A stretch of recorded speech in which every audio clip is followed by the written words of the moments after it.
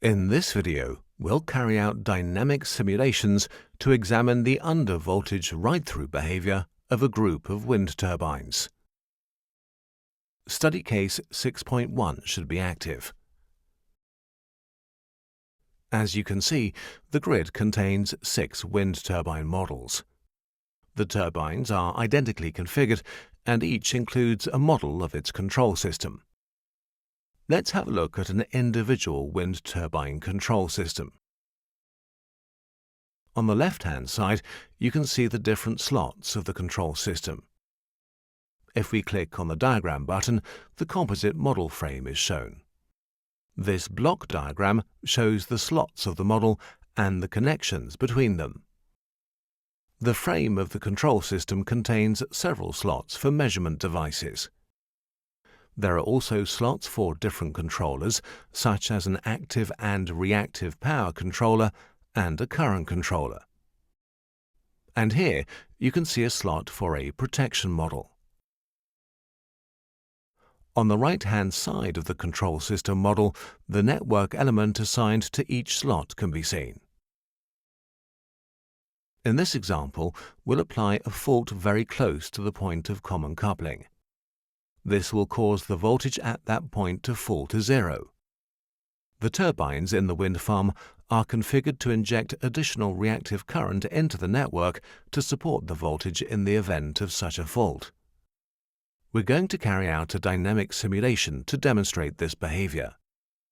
The commands are found in the RMS EMT simulation toolbox.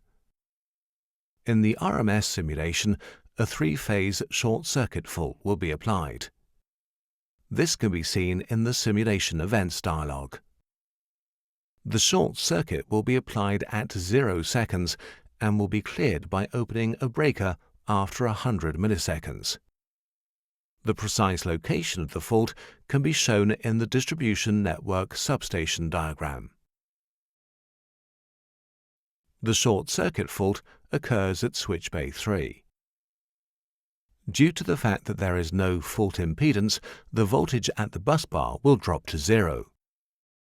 After 100 milliseconds, the highlighted switch will open in order to clear the fault.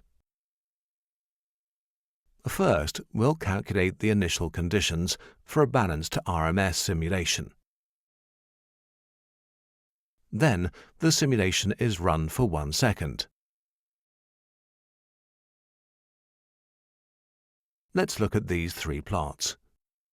The top plot shows the voltage at the bus bar of the wind farm substation. When the short circuit is applied at 0 seconds, the voltage at this bus bar reduces to 0. It stays at 0 until the fault is cleared at 100 milliseconds. At this point, the voltage rises back to its pre-fault value.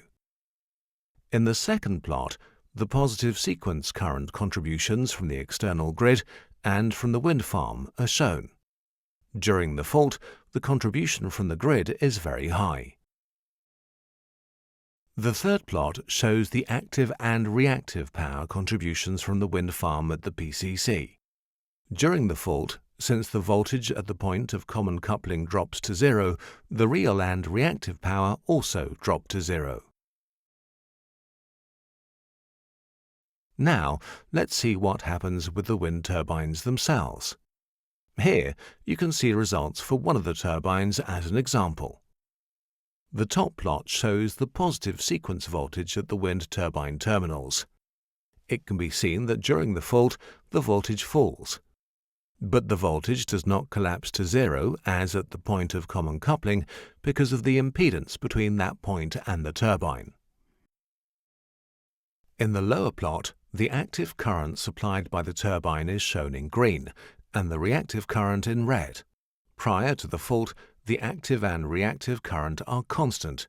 As soon as the fault is applied, there's an initial reaction from the wind turbine, and then the voltage support mode for the fault ride-through begins to exert its influence. The reactive current delivered is determined by the voltage dip and the K-factor and is increased. The active current is reduced since priority is given to the reactive current injection. Post-fault, the currents return to their pre-fault values. Returning to the grid, let's look at a wind turbine controller model again. It's possible to see the parameters that control the fault ride-through behavior of the turbine. For instance, the K factor, which is the gain for the additional reactive current required for voltage support, is set to 2. Now we'll activate the next study case. In this case, a fault is again applied near to the point of common coupling, but a fault impedance is included, which will result in a voltage drop at the PCC to about 30% of its nominal value. As the voltage drop is not so great, the wind farm might be required to ride through for longer, so this time the fault is cleared only after 500 milliseconds. Again, we'll calculate the initial conditions and run the simulation for 1 second.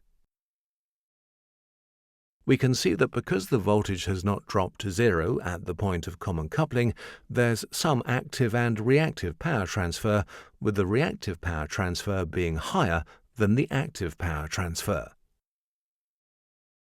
The wind farm project also contains study cases that look at the over-voltage ride-through behavior of the wind farm.